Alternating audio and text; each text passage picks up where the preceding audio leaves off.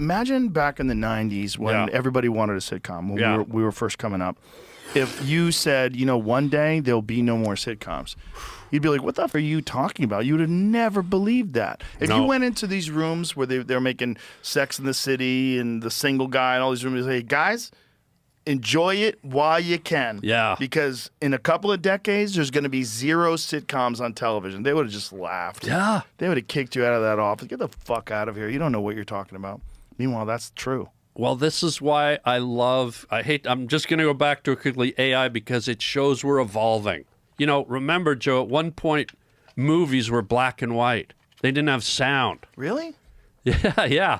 And then talkies came and color and digital. And so I love it that every form of our entertainment is evolving and becoming, there's stuff going to come that we don't even know, which I love. Me too. Yeah. But I think sitcoms didn't have to go away. That's what I'm saying. Yeah, maybe not, but maybe so. Like the new way, like your daughters probably don't want to sit down for half an hour. They love sitcoms. They do? They watch old ones. Okay, well, I was wrong. I was really wrong. Well, I'm hurting. Me and my youngest, we sat through the entire season, all seasons of Big Bang Theory. That was me and my family. We watched that one. Huh. Yeah. My wife and then we watched Young Sheldon, which was the next version of it. Young Sheldon was really good. It was a single cam show that was on Netflix, and it was Sheldon as a young kid. It was the genius kid as a young boy. Yeah. Very funny show, but totally different. Like really cute, sweet show, but not in front of a live audience. And I think there's something I loved doing news radio. I really did. Yeah. And but it was just because it was an insanely talented cast, and we were all like brothers and sisters. We had so much fun. Family. For 5 years, we worked together, and we got drunk all the time, and it was so silly. Yeah. It was such a fun set. It's like summer camp. Yeah, it was really fun. It was really, and the show I think was really good. Yeah, it did well. And also, here's the best part: it was never really successful, which was great because none of us got really rich or famous from that show. It was it was always like not doing so well in the ratings. We got moved 9 times in 5 years. And this was back before the internet. So you couldn't like send out a tweet, hey, we're on Sunday nights now. Wow. And it was back also when nobody had This is a new, I just saw this trailer the other day. This is a spin-off from Big Bang Theory, but it's not just like, in front of an audience sitcom. And it's not multicam either, I suppose, but it was popping up. Oh, no shit. Yeah. It's called Stuart Fails to Save the Universe. But it's a new show, It is a comedy. It is a 30-minute show, kind of. So it's in that universe. Yeah. Even like the logo is like got the same kind of. Wow. It's on HBO. Yeah. Nice. Wild. Yeah. Huh. Who's created more bangers than that Chuck Lorre guy? Oh, my God, yeah. That guy's created so many big sitcoms. He did. He was Big Bang Theater. What's that? An article he wrote, or I just read interviewing him, said that those shows kind of died because like The Office and Curb kind of killed it for a while. Interesting. The single camera the single stuff, cam, no audience. Yeah. I'm also thinking I wouldn't want to go sit and watch a taping of a show right now. How much would they have to pay an audience to do that? Right. Well, you only have to pay the audience until the show becomes successful. True. Yeah, I guess people would want to go. Yeah, you don't really want a paid audience because they're not as much fun. Like news radio in the beginning, nobody knew who the fuck we were. But by season 3, the audience was news radio fans. Yeah. And it became a totally different thing. It was really fun. And Phil Hartman used to do stand-up. Oh, nice. He had talked about doing stand-up in the clubs, but he was really good at impressions. He would do Bill Clinton impressions. Great, yeah. And he had bits. He had little things he would run. And he would just do it for fun. And, we had talked about him actually doing it in clubs, and he thought about doing it. But it was the whole thing was silly. Like Andy Dick would address the audience. People would answer questions. We had a good warm-up guy. It was like a party that was going on. And everybody had a great time. And that was after the show, caught its gear. But it never was popular until it became syndicated. Then was in syndication. Then it became really popular. At least yours was sort of popular. Every week they'd put out the top 100, and my sitcom was always number 99 or 100. So at least yours was probably up in the top 30. No. One day, Lou Morton was one of our writers, and Lou every week would show up with a T-shirt with a number on it that he would draw with magic marker of what we were. And one day he showed up and it said 88. I go, 88? He goes, yep. I go, no. He goes, yeah. I go, fuck. Dude, I was 100 every week. Well, what network were you on? The WB. We were on NBC. Yeah, okay. So WB didn't have affiliates all across the country. We only had like 60%. 88 at NBC is you're barely alive. But still, 100 hurts. Yeah. 100. Well, they always tell us, don't worry, we're not worried about the numbers. We know you got to find your audience again. Now you're on Monday night. Yeah. You used to be on Sunday. Man. And one time we were on Thursday night, we were in the Friends sandwich. So it was Friends and Seinfeld, which Paul Sims, the executive producer of News Radio, famous called the shit sandwich. Because in between Friends and Seinfeld, you would have like Caroline in the City and these shows that weren't as good. Do you want to hear about Salt in the Wound? Yeah.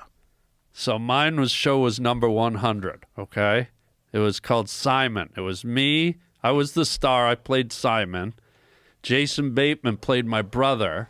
Look at that. And the lead girl, Andrea Bendewald, we ended up dating. She became my girlfriend. Her best friend was Jennifer Aniston. She lived with Jennifer. So I would go and stay at Jennifer's house every night with my girlfriend. We were like Three's Company. And I'd have to sit there and watch Friends with Jennifer, the number one show, while me and Andrea were at the bottom at number 100. It was like, Love Jennifer was so happy, but talk about salt in the wound. It was like, oh, damn. Isn't it crazy, though? But you're on TV. You're living the dream. This is one of the things. It was great. It was great. The earliest social media was the Variety magazine and the Hollywood Reporter. Yeah. That was like the same thing where these people would compare themselves to everybody else. Yeah. And they would look at the rankings. And I would show up on the set and, like all these people loved to read those things. And they were reading those things. And I started calling them the devil's rag. I go, why are you reading the devil's rag? I go, because we were complaining. Like, I can't believe we're number 36. If we were on, Thursday night, we would be number 2 or number 1 or whatever. And I go, last time I checked, I'm on TV. Yeah, I go, we're on TV. We're on TV on NBC. There's not a lot of people that get to be on TV. Yeah. Like, this is great. We're living the dream. So we're not number 1. Like, you guys are reading that, and you're forgetting how many people that you're friends with that are going on auditions right now that would kill to be on NBC. But it's the devil's rag. It's the same thing that happens with, you say, oh, I just got a new car. I'm pretty happy. And then, oh, Jeff Bezos got a yacht. Fuck. I'll be honest. I was like you. I was like, I'm on TV. But I got to tell you, as we got deeper into the season, and I had to sit there beside Jennifer Aniston and watch her number one show every week, and old 100 is sitting beside her. I got to say, it started to seep in where you're just like, fuck, I'm on TV. It's sort of like there were days when it was just, you could feel it. Not blaming her, but just the business. It was hard to sit at one end and see the other, but that's the way it works. It's the way it is, but you got to really just be happy that you're it's on great. TV. You're winning the lottery. Yeah, you won the lottery. You just didn't win the mega Powerball. Yeah, and I loved it. I got to work with Jason, and I was the star of I came from the suburbs of Toronto. Mm-hmm. Never thought I'd do anything. Here I am. I'm the star of my own sitcom, Simon. Yeah. I'm like, this is unbelievable. Yeah. I share your attitude. Yeah. And there's a lot of them that don't work, man. Yeah. I was on the set, and we were there. Like, so you'd go to Sunset Gower, and there'd be a bunch of other places that were next to you. Yeah. And I'd go visit with all those guys. Because, like, a lot of them were like Lenny Clark. Lenny Clark was right down the street because he was on the John Larroquette show. Do you remember that? Yeah, I got a little story about that when you're done. Please, I'll go tell ahead. you. Tell me. Are you sure? You don't want to finish? Did John Larroquette yell at you? So before I got my own sitcom, so I was in Hollywood. I did 2 auditions. I did one for Ellen DeGeneres' first show. It was called These Friends of Mine. And I was a guest star on the show with Molly Shannon. And then my second audition was for the John Larroquette show.